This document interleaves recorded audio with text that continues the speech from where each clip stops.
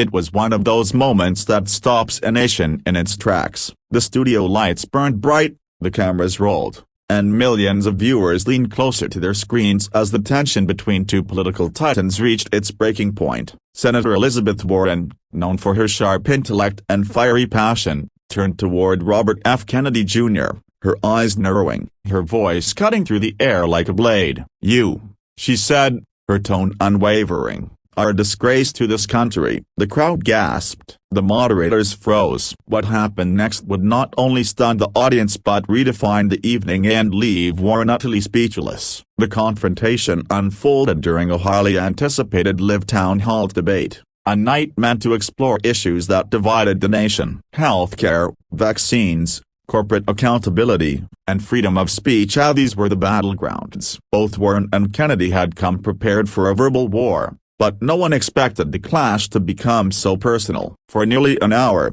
the two exchanged statistics, stories, and philosophies. Kennedy spoke about the loss of trust in government institutions. Warren countered with the vision of reform and progress. But as the discussion turned to integrity in public life, the tone changed. The tension was no longer political, it was human. Warren, visibly frustrated, accused Kennedy of spreading fear and misinformation, of exploiting doubt for personal gain. Her voice quivered slightly, the weight of her conviction heavy in each word. The audience was divided as some applauded her courage, others murmured in disapproval. Kennedy sat still, almost too still, his expression unreadable. For a long, uncomfortable moment, he didn't respond. The silence stretched. Then, softly but firmly, he began to speak. "I understand why you're angry, Senator," he said, his voice calm and deliberate. "I understand because I've been angry too. Angry at a system that tells people what to think,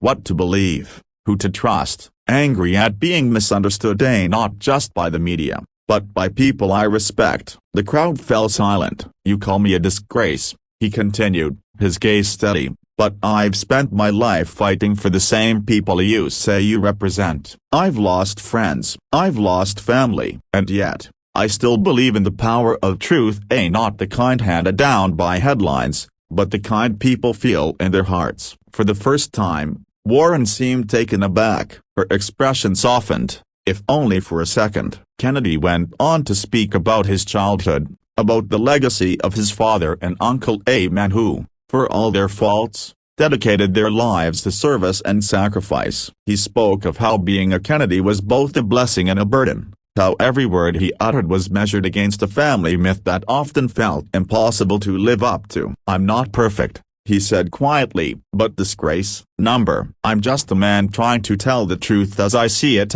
and I'd rather be hated for that than applauded for being silent." The audience erupted in applause. It wasn't the reaction anyone had predicted. Warren, caught between pride and reflection, struggled to find her next words. For a moment, her political armor cracked. She nodded slowly, her lips pressing into a thin line. There was something raw, almost human, about the silence that followed, the silence of two people realizing that beneath all the rhetoric, they shared the same pain, a desire to be heard, to be understood, to make a difference.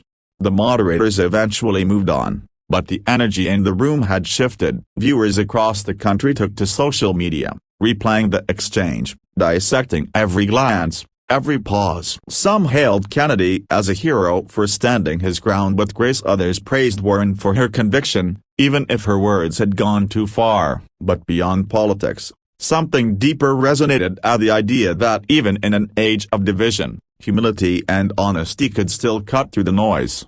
By the end of the broadcast, neither had won the debate in the traditional sense. But what viewers witnessed was far more powerful than victory. It was vulnerability. It was two strong voices colliding and, in the aftermath, revealing something profoundly human. Kennedy's response wasn't about scoring points, it was about reminding everyone watching that dignity, even when under fire, speaks louder than outrage.